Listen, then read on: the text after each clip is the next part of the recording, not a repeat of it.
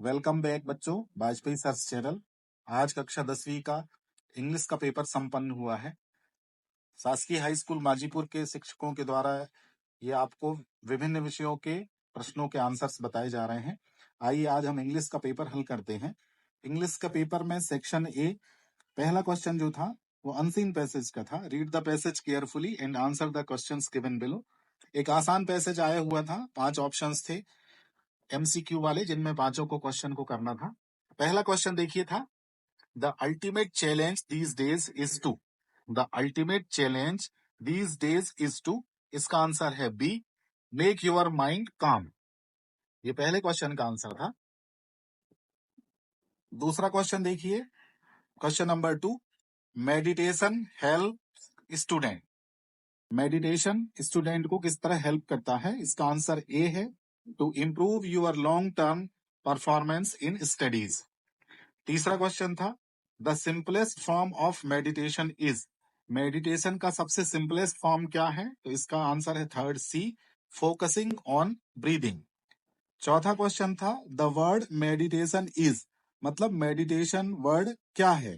तो मेडिटेशन एक नाउन है, ए नाउन। पांचवा प्रश्न था, which word in passage means in an ability to keep something in mind. इसका आंसर है रिटेंशन, बी। ये पहले प्रश्न के 5 विकल्प वाले प्रश्न थे, ये उनके आंसर्स हैं। प्रश्न क्रमांक 2 देखिए, प्रश्न क्रमांक 2, read the passage carefully and answers the question. ये जो दूसरा अनसीन पैसेज था, ये इंडियन वुमेन्स के बारे में था। इंडियन वुमेन्स को समाज में शिक्षा यदि दी जाती है तो किस तरह से वो कारगर साबित होती है, इस पैसेज का यही अर्थ था। इसका पहला प्रश्न भी इसी से संबंधित है। पहला प्रश्न आया था, the above passage is mainly about. ये जो पैसेज है वो मेनली किस की चीज के बारे में हमको बता रहा है? आंसर है सी, वुमेन एजुकेशन। ये वुमेन एजुकेशन के बारे में बता रहा है। इसी का सेकंड ऑप्शनल क्वेश्चन था, according to the old African proverb, if you educate a man educate an individual. यदि आप किसी पुरुष को शिक्षित करेंगे तो आप एक ही व्यक्ति को शिक्षित करेंगे। ये इसका आंसर था। थर्ड प्रश्न था, we should use education as a weapon. We should use education as a weapon, इसका आंसर था to improve the life standard of our women.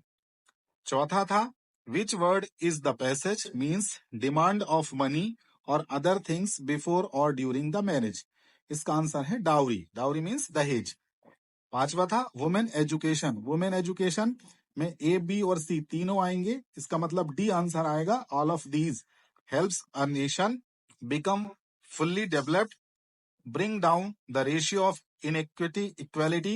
C helps the society in the upliftment of our people. तो all of these A, B, C, यानी इसका answer आएगा D.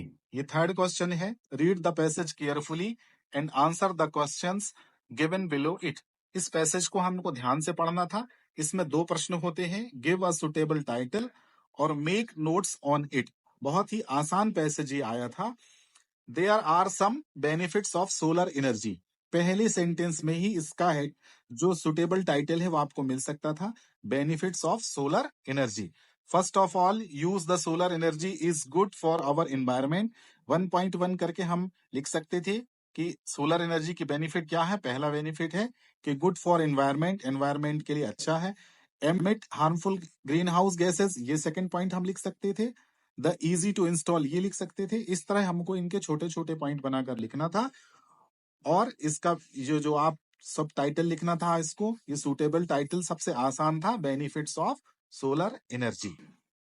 प्रश्न क्रमांक 4 में आते हैं हम, क्वेश्चन नंबर 4 में, यू आर जय ऑब्लिक जया। आप अपना नाम जय भी लिख सकते थे, जया भी लिख सकते थे।